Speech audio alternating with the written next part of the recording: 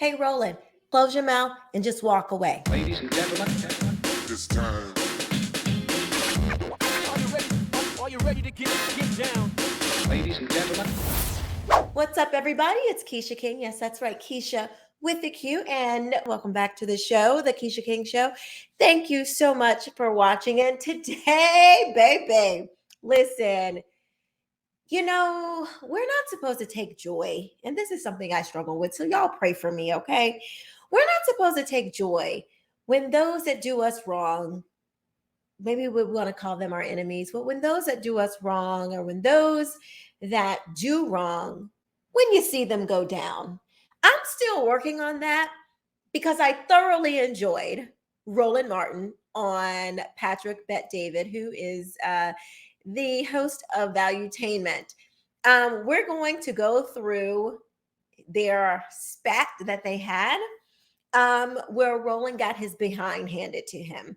And he does what he normally does, which is race bait and try to make you think that Black people are just so helpless. Oh my goodness, they can't do nothing because of those white people. I can't stand to see a man sit there in 2023 and say that his success or his lack of success or his circumstances or whatever is because of someone else. Now, as a believer, I don't know what Roland Martin's soul salvation status is, but as a believer myself, the Bible says that he made us more than conquerors. And so for a man, especially in 2023, to be walking around talking about white supremacy, something is wrong.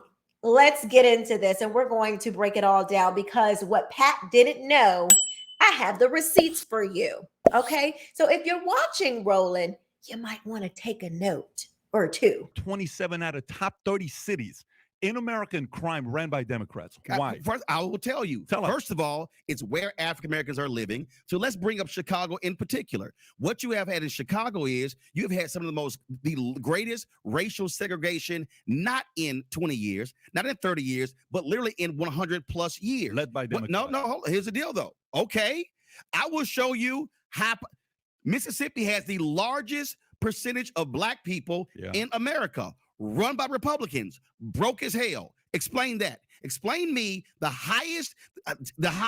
Tell me when you have. No, hold on. Wait. Don't spin. No, I'm not spinning. No, don't. No. What I'm Let's showing stay you. on topic. Hold on. Wait. Hold on. Let's stay on topic. We're the on topic topic. is crime 27 out of 30, not economic. So first of all, I can't stand Republicans, conservatives do this too. When somebody asks you about crime, high crime, the first thing they want to say is poverty. Well, explain to me how Irish, Italians, Black people, white people, all these people manage to be poor and don't commit crime. I don't know. How are because the majority of Black people don't commit crime. And, the majority of Black people aren't in poverty either. So there is clearly something different that's going on with these high crime areas because it's a lot of people that are poor that do not commit crime. It's a lot of people that are uneducated that don't commit crime. It's a lot of people are quote unquote uneducated, traditionally educated in college or university. I hate when people say that because let me tell you something. When I was growing up, and I grew up very poor, I grew up poorer than what Roland Martin is going to say. I'm talking about poor. Well, in Connecticut, in the wintertime, I could see my breath in my bedroom because we had no heat. Okay, I'm talking about O.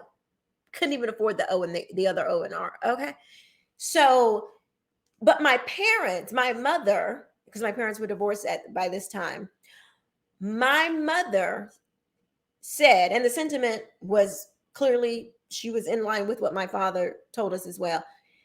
Let me catch you do something. Get yourself in jail. You're going to stay there because we're not coming to bail you out. They made it very clear. Now, whether they were joking or not, I don't know. The scare tactics worked because there was no way that we were going to go to jail. And thank God, none of my mother's children have been in jail. when you have had, okay, walk through 243 years of slavery, 92 years of Jim Crow, and then you get to 1970 when you are technically fully free, you can't act like all of that before did not impact. The issues that you're having now have to do with not Democratic or Republican policies. It has to do with literally white supremacy and Jim Crow in America. We are still, to act as if we are still not dealing with that. What is he talking about? Okay, let's just say it. Let's just say Jim Crow. Those are policies, Roland. Those are policies. Those are Democrat policies. What are you talking about? Either like pick a struggle. Either it was the policy or it wasn't the policy. But you can't say it was Jim Crow, it was redlining, and we were locked out and all this stuff. But it wasn't the Democrats.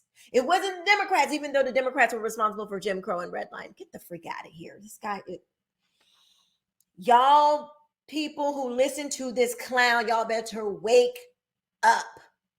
He's lying to you. It doesn't even make sense. Jim Crow and redlining were Democrat policies, but he's telling you, don't blame the Democrats.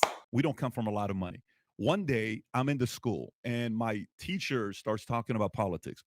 Up until that point, when I think about politics, all I think about is divorce, because I think about my mom and dad arguing all the time. I don't have a lot of pain linked to politics at the time. And the teacher's obviously the teacher's going to be a Democrat because she's presenting how rich people are this rich. I'm like, okay, great, rich people are bad. So I come home. I obviously 13-1. That's the number. That's dude. I had a whole lot of damn Republican teachers in my life. Well, I like stats, and the stats are 13-1 is Democrats to Republican. You know the stats. So I come home and I say, Mom, are we Republicans or Democrats? And she said, we're Democrats. I said, tell me why. She says, because the Democrats are for the poor, Republicans are for the rich. So my mom says. You know what I told her? I said, when I grow up, I want to be a Republican. Not because I want to be a Republican. I don't know what the policies are. So first of all, who's actually for the rich and the poor? Who is for the rich and the poor? She said it. She said Republicans are for the rich, Democrats are for the poor. Is that you say you love? Is it true or not?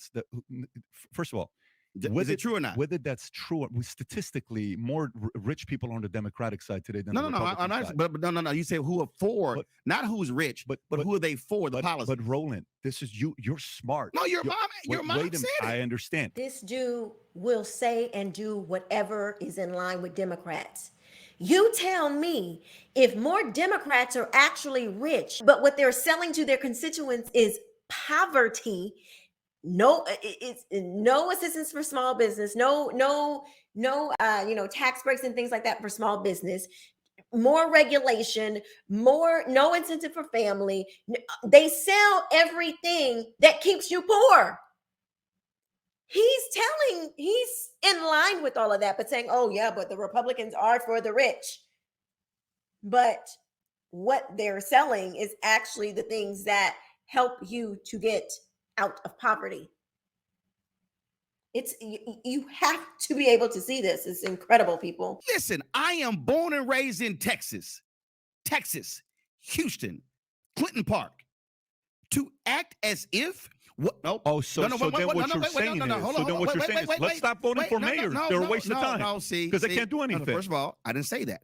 Let me finish my thought. I am born and raised in Houston, Texas. Grew up in Clinton Park neighborhood. To act as if what happens in Austin does not have an impact on Houston is crazy. You're making excuses now. There's a way to test exactly what Roland Martin just said. COVID-19. There were cities. The state could have said one thing. The individual cities could have done a totally different thing when it came to masks, when it came to mandates of the vaccination. That's what Patrick is saying. He's talking about you can touch your mayor. You can go down to your city council and say, hey, yo, what's up with this? Because that's what people were doing.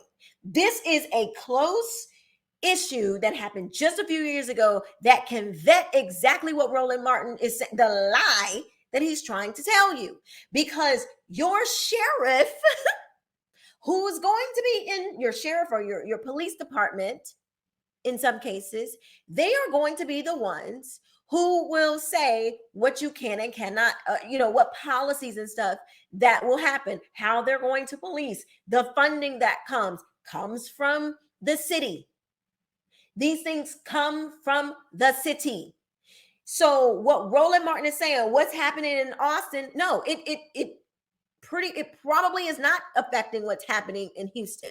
There are state level issues and there are city level issues. Your city level is going to it's going to have a more direct impact than your state level. Roland knows what he's saying is a bold-faced lie, but he will sit there and tell it to you because he does not want for the Democrats to see him out of line with what he's supposed to be saying. You cannot dare point your finger back at these raggedy behind Democrats. That's what Roland refuses to admit. So you tell me if your state can have one, we had one, we said no mask.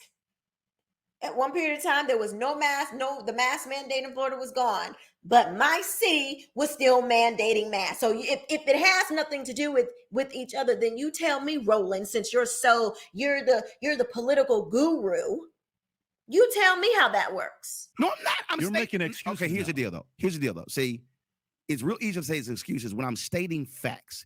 And the point I'm stating is... That's not a fact. That's just an opinion. No, it's a fact. The state of Texas significantly has an impact. But you know why I said that? Let me tell you why I said that. Because you said, I'm not the one that says, look at me, I got out, so can you. That's what you said. No. Here's why I say that. Because it is arrogant when, as an individual, I'm assuming everyone else's situation is the same. That's first. Two, it's also arrogant to then not actually study and look at how from a macro level. See, you're describing a micro level. You can always have that singular individual or this person or that person or this family. That's micro. What I'm talking about is macro issues.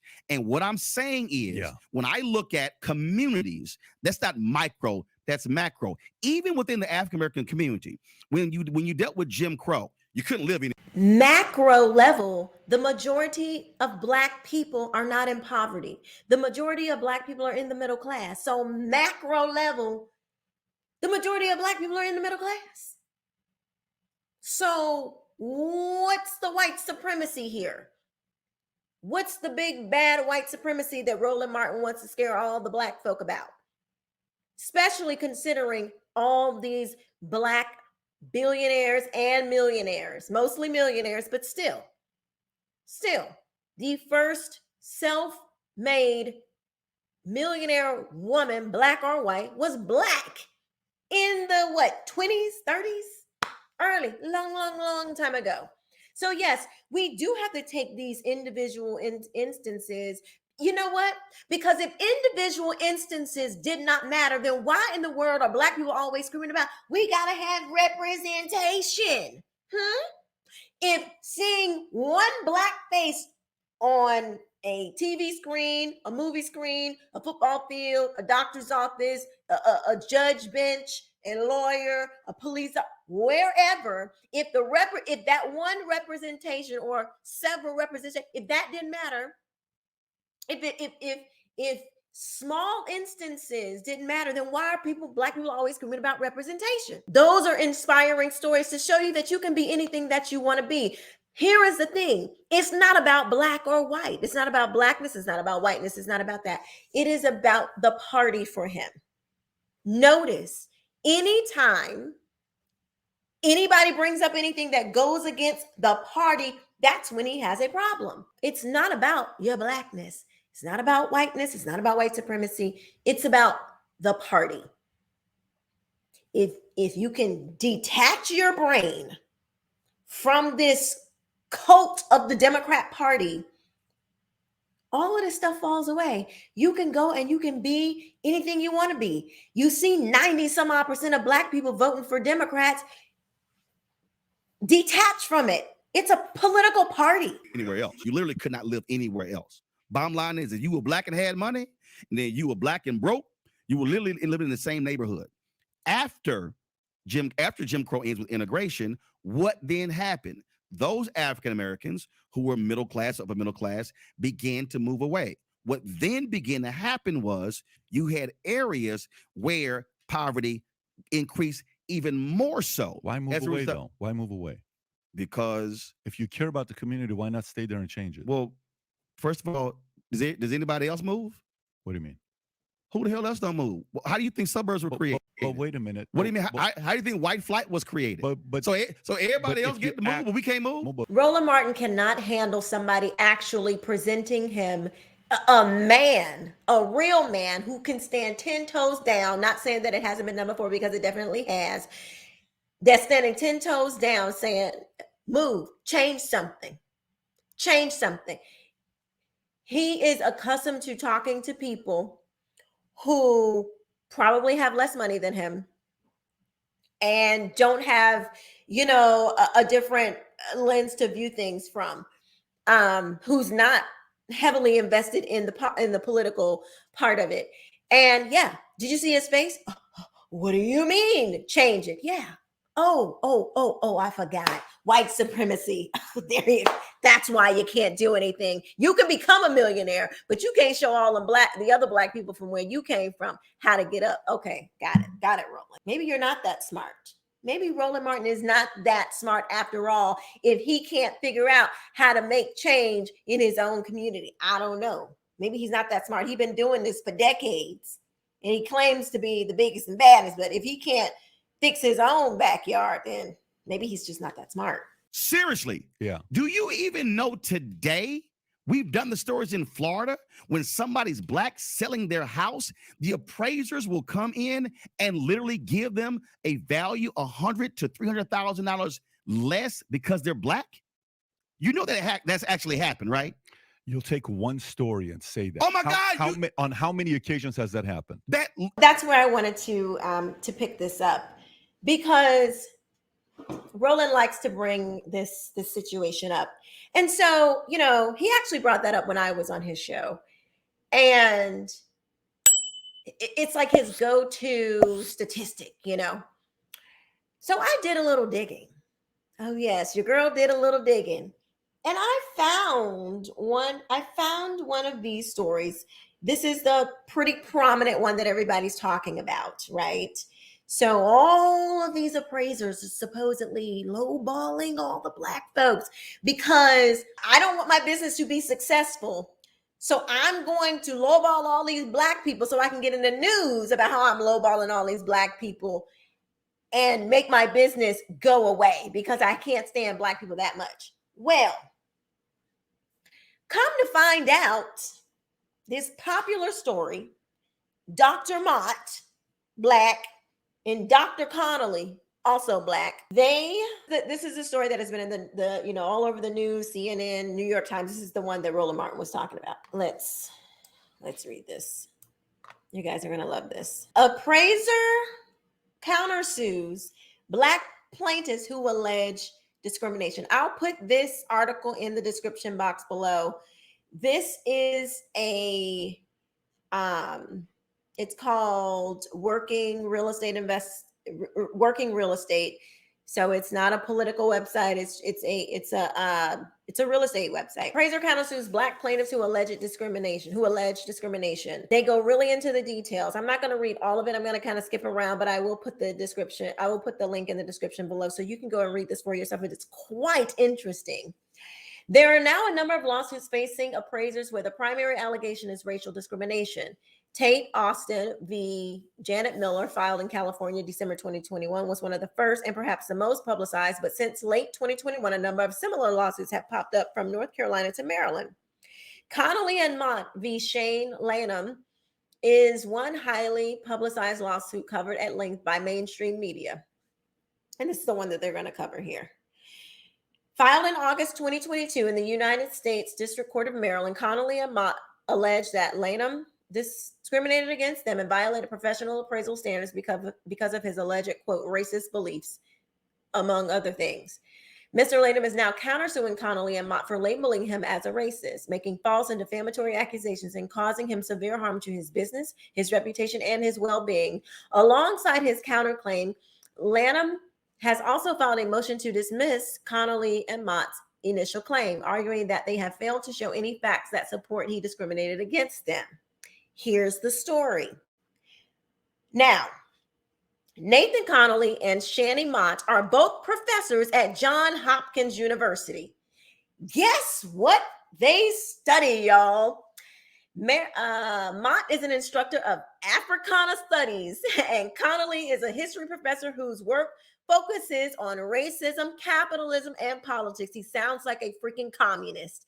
And he is also the author of a book titled A World More Concrete: Real Estate and the Remaking of Jim Crow. So anyway, the book sounds dreadful. Connolly and Mott purchased a home in Baltimore, Maryland in the Homeland neighborhood for $450,000 in 2017. In mid-2021, they contacted Loan Depot seeking to refinance their home at a 2.25% interest rate on the condition that the property appraised at $550,000, which their loan officer believed was a conservative estimate. They believed, okay? Doesn't mean it was true, but they believed that. Appraiser Shane Lanham was hired by Loan Depot and subsequently appraised their home for $472,000, resulting in the denial of their loan application. 7 months later, now mind you, this is in mid-2021. Home prices are skyrocketing. They're just now starting to calm down, okay? 7 months later, Connolly and Mott approached a different lender who sent a different appraiser who appraised their home with a value of $750,000 after they, quote, whitewashed the home and had a white friend stand in for them. This difference between the appraisals and the fact that Lanham came in under $75,000 compared to their Loan Depot's loan officer's conservative estimate formed the basis of Connolly and Mott's claim against Lanham. Their lawsuit describes Lanham as, quote, indifferent, aloof, never smiling or making eye contact, and more importantly, a racist because of how he selected his comps and completed the appraisal of their home. So what? I have to be emotional about my me coming in your home and appraising it. I'm here to do my job. Hi, hello, thank you very much. Not saying that that's right or wrong, but maybe that's just his personality. That doesn't mean that he's freaking racist. Like, that's wild. Counterclaim. In response to Connolly and Mott's lawsuit, Lanham filed a counterclaim against them on January 24th, 2023. Good for him. And you will see why as I continue to read. Lanham suits proffers that, quote, falsely labeling someone as a racist and falsely accusing someone of racism are among the most damaging, hurtful, and destructive attacks in today's society, end quote. And that is true. Lanham points to the widespread media coverage of the lawsuit and posits that Connolly and Mott's statements have been, quote, seen by millions of people, end quote, and that falsely accusing him of being a racist had a, quote, devastating impact on his reputation, business, livelihood, and well-being. Lanham explains that he was just trying to do his job with the best data he had at the time, but given the damage that's been done to him, he now has no choice but to countersue Connolly and Mott. Lanham's counterclaim goes on to make a series of arguments that deal with the technical aspects of his appraisal. These arguments include subject property on a major roadway. I looked it up. Y'all, I've been all digging into this story. I looked up, let me show y'all. I looked up the property. It's literally the front of the house faces a major highway. I don't know about you, but most people don't want to buy a house that's on a major highway. Why? Because they have kids. And you probably want your children to go outside and play, not get freaking run over. So look, this is the property. Nice property. Nice area. And if maybe your house was back up in here, it'd be different. But look where their house is. Look. This is this is in front of their house. Look at the traffic. Look at this.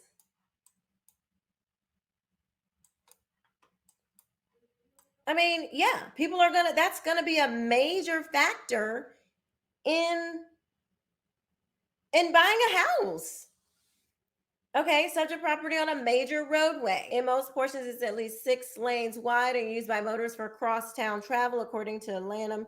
Mr. Lanham's suit argues being directly on such a busy street is a significant factor affecting the value of the property. That's true. I've owned property before. That is true. I mean, is it? Number 2, sale of house next door. On the date, Lanham completed his appraisal in June of 2021. The house directly next door to the subject property was listed for sale for $500,000. It had been on the market for over 30 days at the time and only had 10 days. And only 10 days after Lanham completed his appraisal, the list price was lowered to $475,000. Another month passed before this property was under contract and finally closed at $465,000 in August of 2021. Lanham's suit points out that the house sale price directly next to the property was $7,000 below his appraised value, while the subject property had, quote, more above grade level area square footage. Lanham argues that the kitchen of the house directly next door had a kitchen with improvements that made it more desirable, an improved sunroom that was not present at the subject property. Some value adjustments to the house next door would be necessary to compare it to the subject property, but the location of the house next door on the same busy road makes the house next door a good comparable property. And the fact that it sold for $465,000 shortly after the effective date, yes, that is a realistic comparable. You want a realistic comparable because why? Just because what smart buyer is going to, when you're buying a house, you're going to look at the comparables yourself. And if you know how to do that on someone, your realtor is going to do that for you. And they're going to say, this house is overpriced. They're going to tell you that if you have a good realtor, if your realtor does not tell you that your house is overpriced, you have a bad realtor. If your realtor doesn't tell you that it's going to take you longer to sell this because, hey, we're pricing it a little above, or if they're saying that, okay, here's why I think we can get this much above compared to your neighbors who sold whenever, is because of X, Y, Z. And it has nothing to do with what you look like. Analysis of comparables. A fair portion of Lanham's counterclaim against Connolly and Mott centers on discussing the comparables used in his appraisal report and defending the adjustments he made. Lanham's suit includes detailed description as well as pictures of the kitchen, bathroom, basement. We're going to get to that because there's a difference. Credibility of the second appraisal. Lanham and his legal team have repeatedly requested a copy of the second appraisal, which valued Connolly and Mott's home for $750,000. But so far, the original plaintiffs have not provided a copy. The second appraisal occurred in January 2022, 7 months after Lanham's appraisal. And while Lanham has not seen it, his counterclaim attempts to raise questions about its credibility. Yes, he's absolutely right. First, it's a discussion of the home that is immediately next door. Second, the discussion, listed for sale, how long it was listed for sale, 7 months after. Number 5, it's not a fair comparison. Part of Connolly and Mott's initial claim is that they, quote, whitewashed their home prior to the second appraisal, visiting the property, which their suit explains as, quote, removing the many indicia that a Black family lived there, such as family photos and their children, whatever. However, Lanham posits that to compare his appraisal with the second appraisal, which was performed 7 months later and relied on, quote, home sales that had not even occurred at the time of his appraisal, is unfair. Such an ill-conceived experiment involving different appraisers, a 7-month gap. I feel like these people were trying to do a little experiment. I feel like they literally tried to do an experiment on this guy and has ruined his life. False accusations and defamation. I'll put this in the description box below. Listen. Look at this, though. There's pictures. We have pictures. Here's the original lawsuit. This is the street. This is their kitchen. That was June 14, 2021 when he did the appraisal. Kitchen. This is their bathroom. That ain't upgraded. This is another bathroom. Look at this. This was, this is about the best looking, room. And I don't see a whole bunch of black stuff. I don't know. Maybe that's a black something back there, African something, but whatever. Okay, this is the little gym. Now, let's look at other people's property. This is the neighbor's kitchen. Similar condition. This is their kitchen. This is their bathroom. I don't know. Look at the basement. This is totally different. Look at this.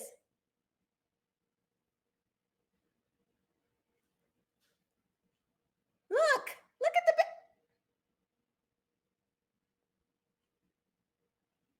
come on.